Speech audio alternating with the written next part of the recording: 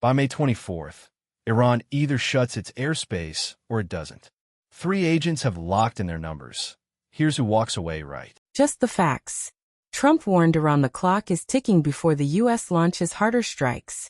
Confirmed live reporting has Israeli and U.S. strikes returning to Iranian territory. The Iran airspace closure market sits at 34.5% yes with 6 days to resolution.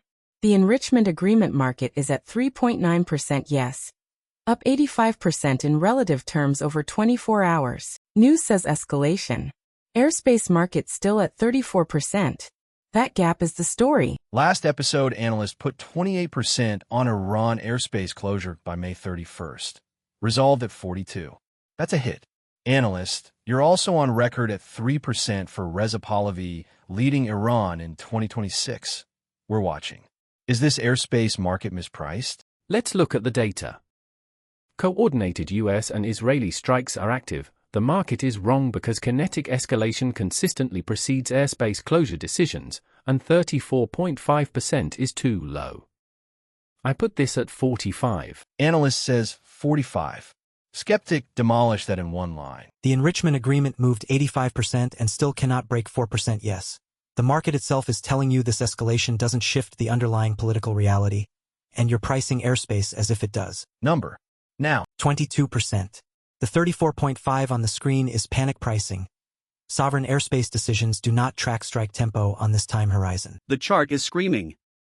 Enrichment yes ripped 85% last session and the airspace bid stack is thinning right now. This entire Iran complex is not done repricing. Analyst. Momentum says the complex is still moving. Does that update your 45? The enrichment agreement is where the market is wrong because Trump's threat language is the opposite of diplomatic, that yes at 3.9% belongs below 2.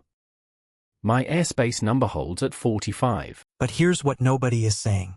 The U.S. uranium acquisition market, 6.5% yes on $650,000 in volume, is institutional consensus that physical uranium transfer in 13 days is not happening. Let me push back on that.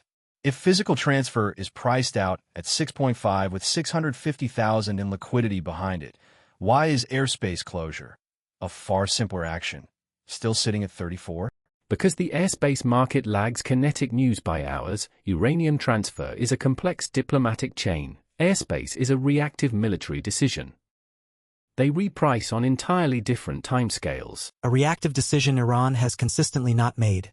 Closing airspace signals domestic weakness and invites further pressure, which is precisely why the base rate stays anchored. You both have a number, and neither can hedge now. Analyst at 45, skeptic at 22, 23 points apart on a market that resolves in 6 days. Whoever's wrong owes the audience an explanation. 2-minute candle just broke 35 cents on the airspace market. Bid stack thinning, both of you need to decide right now if that changes anything. Analyst leads the board at 23 wins and 4 losses. Last episode's airspace call confirmed the hit at 42. Skeptic sits 1 win back. Final numbers locked on the record. Airspace, 45 yes, below 38 I revise, above 52 I revise. Enrichment deal, 2 yes, overpriced at 3.9, below 1 or above 5 I revise. Uranium transfer, 8 yes, below 5 or above 12 I revise. Airspace, 22% yes, the crowd panic priced a sovereign decision that doesn't move this fast. Uranium acquisition, 4% yes, $650,000 of volume at 6.5 does not lie. Analyst at 45, skeptic at 22 on airspace, 23 points apart, 6 days to resolution. Analyst calls uranium underpriced at 8. Skeptic calls it overpriced at 4. One framework breaks by Friday. Analyst says airspace closes at 45 and the market has it at 34. Skeptic says 22.